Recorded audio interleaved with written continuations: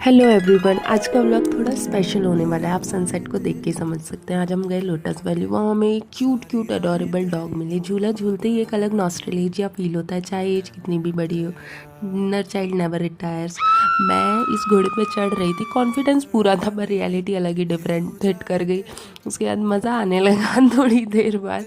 उसके बाद हम लोगों ने बहुत प्यारी सी ड्रेस ली, जो कि बहुत प्यारी थी। कभी कभी खुद को स्पेशल फील करा देना चाहिए। ये जो सनसेट था, मतलब इतना पीसफुल हो रहा था। उसके बाद मैंने राइडिंग की, जो मुझे बहुत पीसफुल प्ले वो करके दिया। मुझे काफ़ी अच्छा लग रहा था। कितनी सिंपल सिंपल चीज़ों में हमारी छोटी छोटी खुशियाँ छुपी होती है ना। जैसे कि एक सनसेट में इन बर्ड्स को उड़ते हुए देख के सिर्फ एक ही चीज़ दिमाग में आई, फ्रीडम इज़ अ फीलिंग। और जैसे जैसे शाम ढल रही थी, ये सनसेट और भी ज़्यादा खूबसूरत हो रहा था।